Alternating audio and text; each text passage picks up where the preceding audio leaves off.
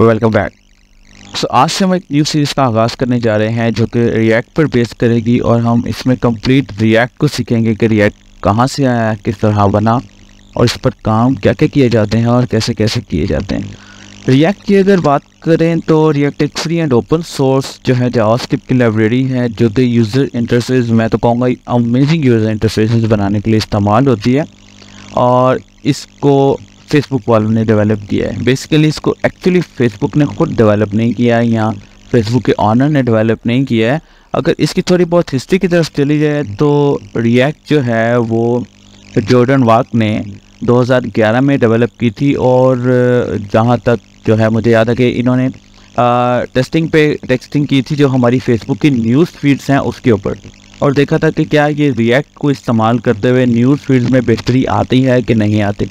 जब देखा कि फेसबुक अच्छा चल रहा है, मज़ीद अच्छी परफॉर्मेंस आ रही है, तो 2013 में इन्होंने रिएक्ट के ऊपर कंप्लीट फेसबुक को ही मूव कर लिया एंड फिर उसी के अंदर ही अपडेट्स कर करके हमारी फेसबुक को मज़ीद एक्स्ट्रा। आप देख रहे होंगे कि 2011 के बाद रिएक्ट में फेसबुक में काफ़ी ऐसे फीचर्स आए हैं जो कि 2011 से पहले मौजूद नहीं थे। जैसे लाइव आने का फीचर है, जैसे कि रील्स का फीचर आ चुका है, स्टोरीज़ का फीचर आ चुका है, इंस्टाग्राम और रिएक्ट को कनेक्ट करने का फीचर आ चुका है, और उसके बाद रिएक्ट फेसबुक डेवलपर्स के लिए उन्होंने काफ़ी सारी आसानियाँ पैदा की हैं। और इनका सबसे बड़ा टर्निंग पॉइंट ये रहा कि 2015 में जब रिएक्ट नेटिव का आगाज़ हुआ तो रिएक्ट नेटिव ने रिएक्ट की मार्केट को और ऊपर कर दिया और इन्होंने 2013 में ही इसको ओपन सोर्स कर दिया था। आपके कोई भी रैंडम डेवलपर इसको इस्तेमाल कर सके और इसके अंदर अपनी एडिट्स भी कर सके। बहुत सारी कंपनीज जो कि रैंडम कंपनीज हैं उन्होंने रिएक्ट के अंदर छोटी छोटी लाइब्रेरीज, छोटे छोटे पैकेजेस भी बना के डाले हुए हैं ताकि लोगों की हेल्प भी हो सके और उनका एक अपना पोर्टफोलियो बन जाए। 2015 के बाद ये एक टर्निंग पॉइंट था इनका जब इन्होंने रिएक्ट नेटिव लॉन्च किया फ्लटर के जो है कंपटीशन में, जिसके अंदर इन्होंने एक ऐसा प्लेटफॉर्म प्रोवाइड कर दिया कि एक web developer Android and iOS दोनों एप्लीकेशंस को एक ही प्लेटफॉर्म को इस्तेमाल करते हुए बना सकता है। तो that is our React introduction. अगर हम नेक्स्ट बात करते हैं रिएक्ट की कि रिएक्ट काम कैसे करता है, तो इसमें मैंने कुछ 2-3 चीज़ें लिखी हैं जो कि रिएक्ट के user inter, basically react not only about the front end. जाहिर सी बात है अगर हम रिएक्ट के ऊपर कोई एप्लीकेशन बना रहे हैं तो इसका ताल्लुक बैकएंड से तो कहीं ना कहीं होगा, तो एक्चुअली उसका ताल्लुक API से होता है, ठीक है। सो रिएक्ट के साथ खाली रिएक्ट को अगर हम इस्तेमाल करेंगे तो हम जस्ट स्टैटिक एप्लीकेशन बना सकते हैं।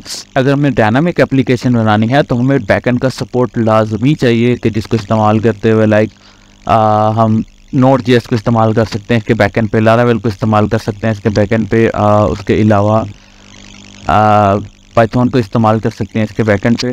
तो अगर रिएक्ट के यूज़र इंटरफेस की बात की जाए तो ये कंपोनेंट बेस्ड आर्किटेक्ट है। कंपोनेंट बेस्ड से मुराद ये होता है कि आप किसी भी एक वेबसाइट के ऊपर एक ही कोड को बार बार इस्तेमाल करना चाहिए। यानी कि फॉर एग्जांपल पहले हम पेजेस बनाया करते थे, अब हम कंपोनेंट्स बनाया करेंगे। मैं एक आपको छोटी सी एग्जांपल देता हूँ। फॉर एग्जांपल अगर मैं रिएक्ट की ऑफिशियल वेबसाइट पर ही चले आता हूँ, react.dev के ऊपर आपको सबसे ज़्यादा रिएक्ट की इन्फॉर्मेशन इनकी ऑफिशियल वेबसाइट पे ही मिलेगी।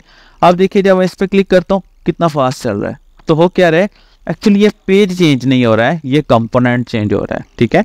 अब फॉर एग्जांपल आप देखिए कि ये मेरे पास एक ऑप्शन है, ये सेकंड ऑप्शन है, ये थर्ड, ये फोर्थ, ये फिफ्थ, ये सिक्स। तो हो क्या रहा है, एक्चुअली ये एक ही कंपोनेंट है जो बार बार इस्तेमाल किया जा रहा है। मिसाल के तौर पे अगर दोबारा आता हूँ यहाँ पे तो यू कैन सी दैट कि हमारा ये मेन कंपोनेंट है जी, जिसको हम मेन कंपोनेंट या होम कंपोनेंट जो भी दिया हुआ है, ये हमारा एक कंपोनेंट होगा, ये हमारा दूसरा कंपोनेंट होगा, ये हमारा तीसरा कंपोनेंट होगा, ये हमारा फोर्थ कंपोनेंट होगा। और उसके बाद हम एक ही कंपोनेंट को मल्टीपल तरीके से भी इस्तेमाल कर सकते हैं। मिसाल के तौर पे अगर मैं यहाँ से थिंकिंग इन रिएक्ट की बात करूँ तो आप देख रहे हैं कि ये ऊपर वाला हिस्सा और ये वाला चेंज नहीं हो रहा, बिकॉज ये कंपोनेंट अलग है, ये कंपोनेंट अलग है और ये कंपोनेंट अलग है। और जब मैं इस पर क्लिक कर रहा हूँ तो एक्चुअली मेरा जस्ट ये सेंटर वाला कंपोनेंट कॉल हो रहा है, ना ही कि साइड वाला, ठीक है। और उसकी बजाय अगर फॉर एग्जांपल मैं इसकी बात करूँ तो मैं मिसाल के तौर पर लिखता हूँ हाउ टू यूज़ रिएक्ट, तो आप देखिए आपके सामने 1 2 3 4 5 काफ़ी कुछ आ गया। एक्चुअली गूगल जो है वो रिएक्ट पे तो नहीं बना है, लेकिन मैं जस्ट आपको एग्जांपल दे रहा हूँ कि देखिए ये एक ही लुक है जो बार बार रिपीट हो रही है, ठीक है। पहले लोगो आता है, फिर लिंक आता है, फिर टाइटल आता है, फिर डिस्क्रिप्शन आती है, फिर लोगो, फिर लिंक, फिर टाइटल, फिर डिस्क्रिप्शन। ये एक्चुअली हो क्या रहा है कि एक ही कंपोनेंट है जो कि लूप के अंदर बार बार कॉल किया जा रहा है। तो ये एक्चुअली जो कॉलिंग हो रही है ये एक ही कंपोनेंट को रीयूजेबल किया जा रहा है बेसिकली। तो रिएक्ट हमें ऐसी फैसिलिटीज़ प्रोवाइड करता है, ठीक है। उसके बाद इसका जो यूज़र इंटरफेस है वो बहुत ज़्यादा स्ट्रेट फॉरवर्ड होता है। आप आसानी से इसको इस्तेमाल करके जिस डायरेक्शन में लेके जाना चाहें उस डायरेक्शन में लेके जा सकते हैं।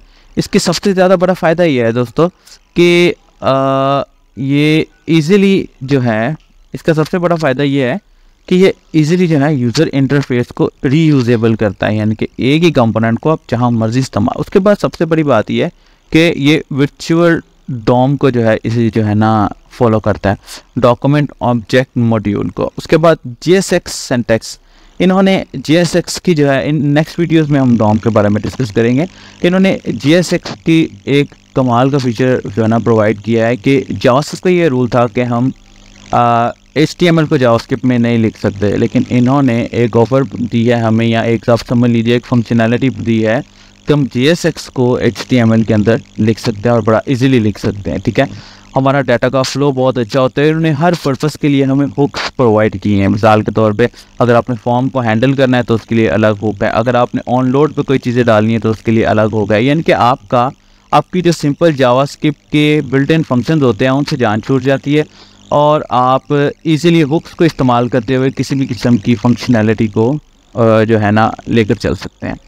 सो लेट्स सी, इस कोर्स के अंदर हम इंस्टॉलेशन ऑफ रिएक्ट कंपोनेंट्स के बारे में पढ़ेंगे, प्रॉप्स के बारे में पढ़ेंगे, रूट्स बनाएंगे, अलग अलग हुक्स को देखेंगे, फॉर्म हैंडलिंग देखेंगे और कंप्लीट करंट ऑपरेशन बनाएंगे by using API with react. API हम लारावेल की इस्तेमाल करेंगे, आई होप तो नोट की भी इस्तेमाल कर सकते हैं। तो हम एक रैंडम API भी ले लेंगे और एक लारावेल की API भी ले लेंगे। तो एक कंप्लीट कोर्स हम इसका करने वाले हैं। सो बी रेडी और वीडियोस के साथ जमे रहिएगा, और अगर कोई क्वेश्चन हो तो मुझे कमेंट लाजमी करिएगा, और इस तरह की वीडियोस को देखने के लिए मेरे चैनल को सब्सक्राइब कर लीजिए। बहुत शुक्रिया, take care always sir, good bye.